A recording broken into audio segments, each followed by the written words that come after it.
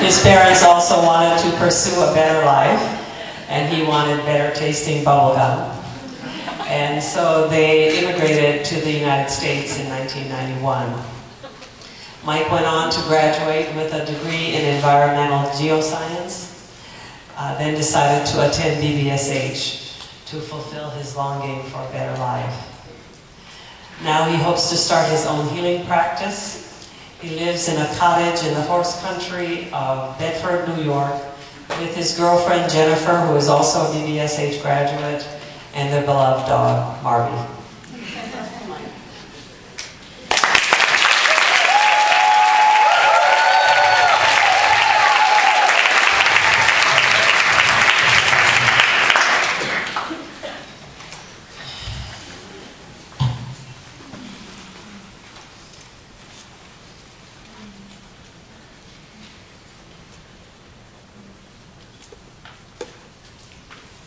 First and foremost, I'd like to ask the schizoid retrieval team to be on standby.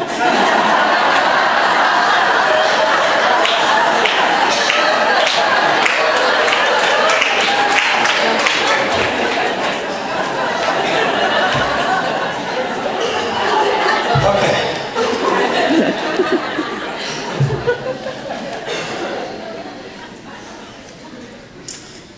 Before I came to this school, anyone who would have met me would have considered me to be an educated, no-nonsense, fairly well-adjusted man with a bright future.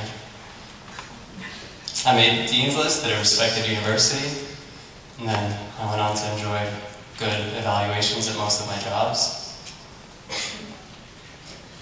Like most people, I was attempting to live the life I was supposed to, accumulating assets, relationships, and experiences. Unbeknownst to me, however, I was running on empty. I came here because up until 4 years ago, deep down, I was actually afraid of you. The unpredictable and beautiful human beings that you are. I was convinced I had nothing valuable to say and would get nervous when it was my turn to speak. I was someone afraid of his truth in its ability to upset the people I loved. I felt helpless, challenging thoughts that brought me no peace. And I was afraid that my heart's longing would forever be stifled, and that by imitating those around me, I could successfully resign to a life lived on the surface, in denial of my own depth, vitality, and autonomy. I came to this school because I wanted someone to hear my story. I wanted someone to question it and the misguided beliefs I had about life, but this time, do it from a place of wisdom and love. I wanted to rewrite my history and create new stories. I came here because the sorrow of repeatedly shrugging off the erosion in my soul became too great. And as with each student here, there was an intense desire to live a more joyous life. The life we all quietly dream of when we let ourselves dream.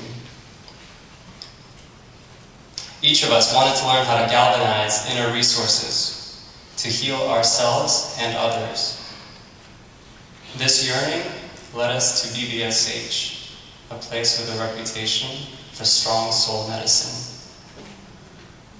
We've journeyed from every corner, willing to undergo the demanding coursework that would help us live strong, live sacred, and live from the heart.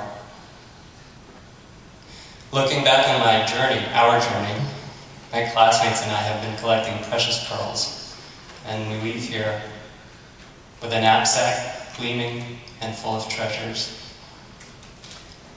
So, dear tribe, what are the pearls most precious to you? The friendships that saw you through your moments of despair or elation? The sacred spring of love that you've discovered flowing from your heart? Is it the tree of wisdom rooted deep within you and your lineage?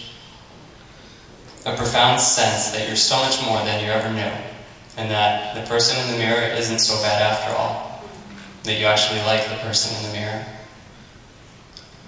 Or have you simply gained the faith that you are a healing presence in the world? I have to admit, the pearls that I'm most grateful for are tears of joy. For the modern man, catching up on lost tears would have been good enough, because in them lies a capacity to heal. They can soften a shield around the heart and clear crippling trauma. But tears of joy are something else. They come with a renewed sense of life and fill us with ecstasy. The most mesmerizing sight my eyes have seen was our tribe, shining brilliantly, reflecting core essence, bathing in this sea of light penetrated my being. And the magnitude of this experience can never leave me.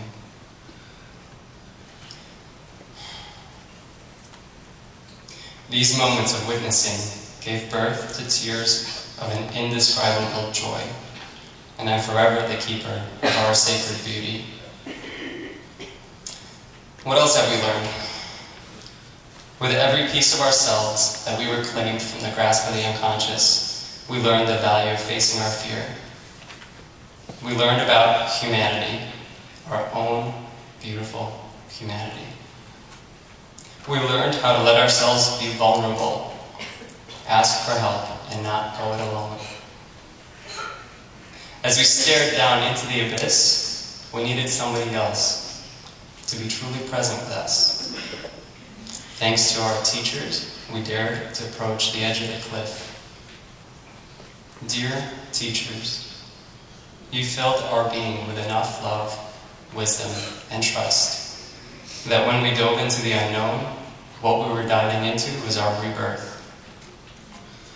Carl Jung said, "Who looks outside dreams, who looks inside awakens." My dear classmates, as we leave here and return to our quiet islands, our bustling towns, our rowdy cities, our challenge now is to stay big and to let the drumbeat of our hearts awaken our communities with love. Our challenge is to remember the magnificence of who we are, individually and as a tribe. And for the moments of forgetting, these words may be of help. Love is all there ever was, is, and ever will be. Take care for now, and know that I'll always love you.